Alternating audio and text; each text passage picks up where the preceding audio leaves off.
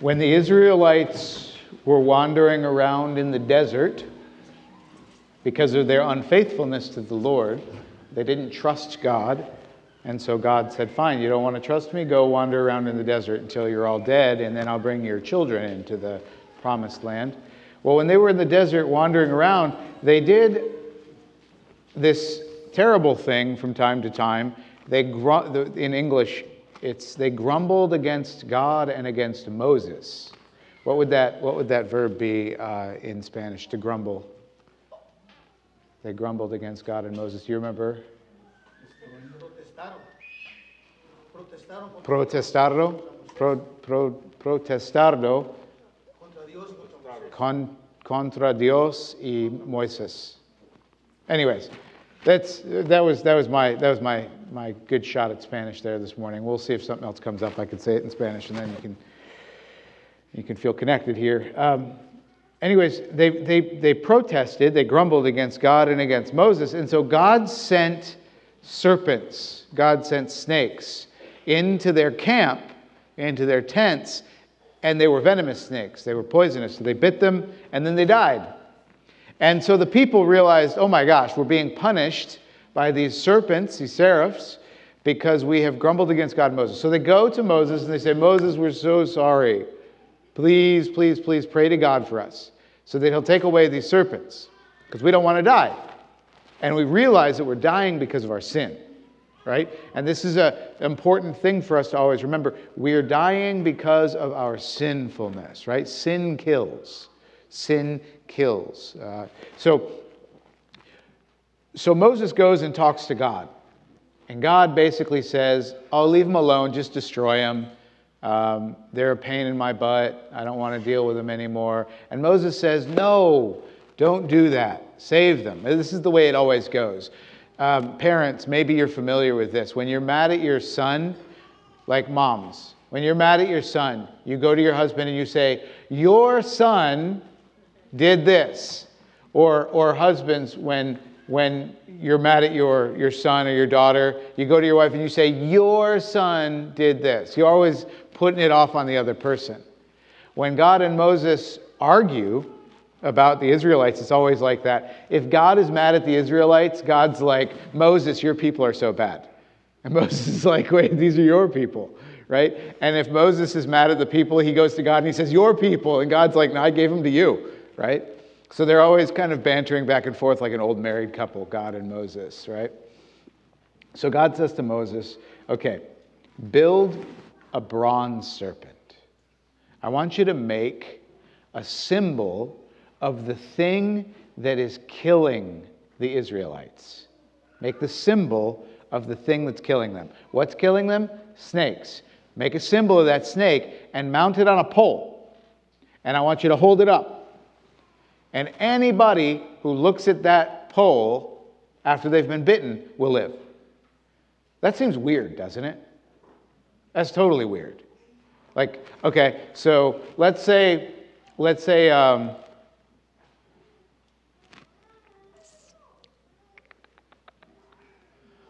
if there's something in the world today that's, let's say, like, drugs is a big problem, isn't it? Drogas? Is that right? Drogas? Yeah, okay. So, you do the thing, right? And then you die, right? Because it's bad. You overdose, right? It's really bad. So what if God said, okay, drugs are inflicting your neighborhood. I want you to make a big syringe and stick it on a stick and hold it up. And anybody who overdoses, if they look at that syringe, they'll live. Isn't that crazy? It wouldn't work, by the way. That would be superstition. But this is what God says to Moses. Make a snake, put it on a stick, and anybody who looks at that after they've been bitten will live. Right? Everything's going to be copacetic. It's going to be good. But he's setting up something that he's going to do much, much later that makes much, much more sense. Jesus says here in today's gospel,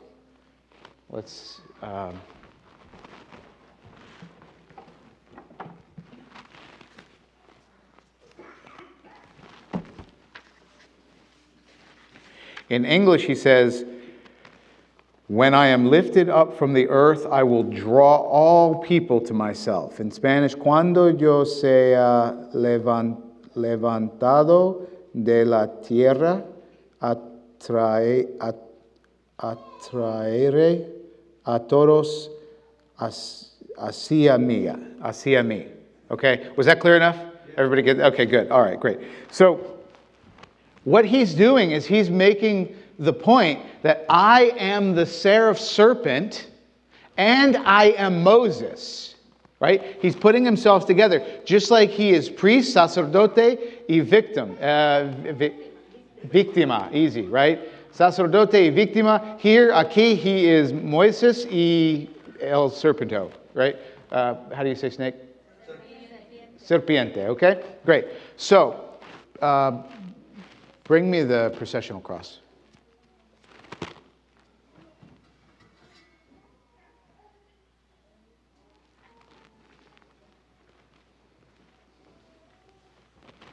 Thank you. Just stay here because I'm going to hand it back to you. Mira. This is what Jesus is doing, right? Serpiente, y long sticko, and he puts it on there and he holds it up, right? So that anyone, like in the desert, anyone who looked at the serpiente, see this, guys, this is my problem. I'm just too retarded. I can't learn it. Serpiente, okay? And holds it up. They live. Now, who is the más grande serpiente? El diablo, ¿sí? El diablo inflicts us con sins, pecados, okay? Pecados is the venom of the bite. See? Jesus says, I will be mounted on a stick on la cruz para ti, para salvación de todos, para los pueblos. I'm just throwing words out there. I hope it's making sense. Right? Anyways, so he says, when I am raised up, I will draw all people to myself so that they can have salvation. In the desert, God healed the people from the snakes. Thanks. Put that back on there, buddy. Appreciate it. These guys are great.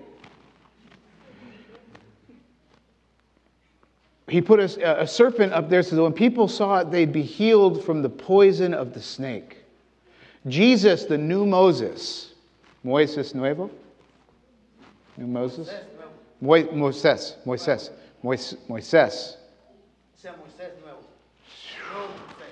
Man, it's just too much.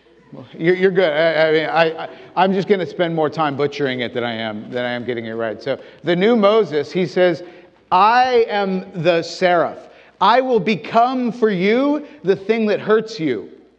Right? I will take on your sin. I will become sin.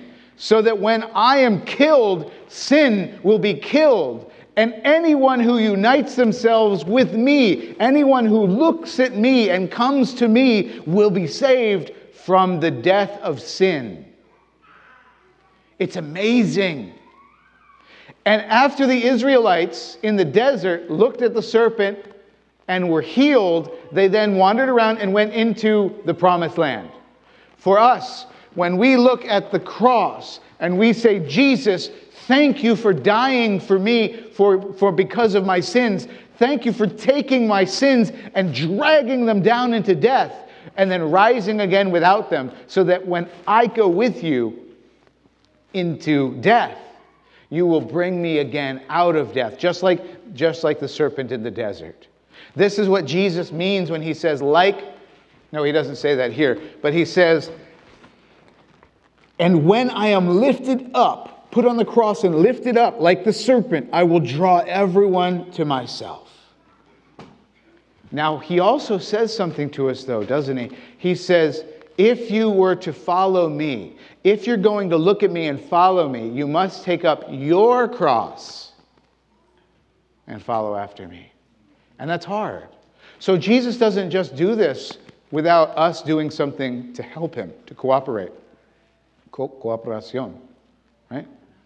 Sometimes it's just saying the word in English and you put sion at the end of it. And I love those words. Those are my favorite words, right? He wants us to join him in that victory, in that fight, okay? But it's hard. And Jesus himself says in the gospel here, he says, I am very troubled. I am worried. So he's, a little context here, right? He's with a bunch of his people, right? And they're going to Jerusalem, right? Everybody's moving to Jerusalem for the big feast day, the huge festival in Jerusalem. And so they're all going to Jerusalem. What's going to happen to Jesus when he goes to Jerusalem? He's going to be crucified. And he knows this. If you were walking to your death, would you be a little nervous? Would you be scared? I would. I'd probably wet my pants the whole way there. And they'd be like, I know you did not drink that much water, but I would be that scared, right? Jesus feels that. He experiences that. He says, I am deeply troubled. But then immediately he follows it up with, but what am I going to do? This is why I came. I can't back down from this. I'm scared to do it. Have you ever been scared to do something you knew was right? Because you were afraid, if I tell the truth, I'll get in trouble. If I tell the truth, I'll get beat up. If I tell the truth, like let's say, and this is probably, I hope this is a bit of an extreme situation. I hope nobody's actually experienced this here. But like, if I tell the police that I saw the person who killed that guy, they might deport me. That's a big deal. That's a big deal. Somebody's died. I know who did it. But if I say something, I might get taken away from my home and sent back to a different place that I no longer call home. Right? Or taken away from my family. That's scary. Right? And I imagine inside you're just like, oh, what should I do? I don't know what to do. Jesus has experienced that with you. Right? This is the beauty of God taking flesh. He knows what you're going through. He understands it. He's experienced it. When he was in the garden after he went to Jerusalem, what did he do? He knelt down and he prayed and he sweat blood. He was so scared, so nervous, so in agony over what was going to happen. Y'all, he understands your feelings. He understands what you go through when you have to make hard choices. Especially when those are hard choices to do the right thing, when something bad might come out of it. Right? You tell your daughter, your boyfriend can't live with you in my house. You tell your son, your girlfriend can't live with you in my house. You tell your children, you have to be married in the church. You can't just be married civil. Right? Or maybe you have to tell your spouse, husband, wife, it's not good enough for us to be married civil. We need to be married in the church. And you're scared to say that. Because what happens? I tell my daughter she can't go out of the house dressed like that. She might be mad at me. I tell my daughter, or I tell my son he can't live with his girlfriend in my house. Maybe he'll leave. I don't want that. I tell my spouse, we have to get married in the church, and maybe he's like, whoo, no, that's too much. And then my relationship gets strained. Right? Maybe I'm here, maybe I crossed the border many years ago in an illegal way, and now I'm stuck between a rock and a hard place, and I don't know what to do or how to live that. I don't know how to come out of those shadows and to do it right. Maybe one of y'all are young boys or even girls, you've gotten involved in a gang and you don't know how to get out. Maybe some of you have done drugs and you're like, that was kind of fun. I do that with my friends. I don't want to not do that anymore because then my friends won't talk to me. Right? If I don't smoke weed or if I don't sneak out at night, my friends will think I'm not cool and they won't talk to me anymore. They won't be my friends anymore. Well, first of all, screw them. You don't need them, right? But more importantly, Jesus understands that anxiety. He understands the struggle. And he died so that you have the strength to make the right choice. He died on that cross so that you can look at that cross and say, Jesus, I can do that too. And I want to do that too. I'm scared. I really don't want to do it, but I will do that because I know it's the right thing. I'm going to die for you. I'm going to live my life for you. I'm going to make the right choices because you died on the cross for me. And I know you understand what I'm going through. I know you know how hard this is, and you will give me the strength to do it. That, my friends, is how he saves us. By being raised up on the cross. So that when we look at him on the cross, we find the strength that he gives us to do what he did, to do the right thing even when it's hard, to do the painful thing because it's the right thing to do, to give up friend, to give up family, to give up money because there was something right that needed to be done. And when we suffer the consequences of that, we look back at the cross again and we say, I have yet to do that. I have suffered for you, Lord, but not to the point of shedding my blood. There's still more I can do. There's still more right. There's still more good that I can do, even if I have to suffer more for it. And I will do that for you because you died for me. Give me the courage to do what you did. This is the drama of our life. This is the adventure of being a Christian. Being a Christian is not boring. Being a Christian is not dull. Being a Christian is going day in and day out to the fights that lose us friends, the fights that make us argue with our families sometimes because we want to do the right thing and they don't. And when we get tired of fighting those fights, we look at the cross and we say, Lord, you already did this for me. Give me the strength to be with you on that cross. So that when you drag my sins down into the depths of hell and you destroy them down there and you free me from them, you'll pick me back up on Easter Day and you'll rise to heaven with me in your arms because I was with you on the cross.